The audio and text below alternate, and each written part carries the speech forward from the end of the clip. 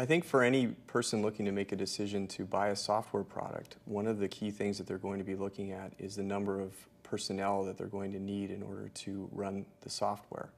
And what I can say is that over the time frame that we've been using the Nortridge system, we've actually cut down on the number of people that we needed to process the loans that were coming into our organization.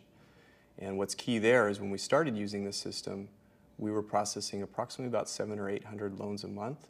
We're now well over 3,000 a month and doing that operation with less people.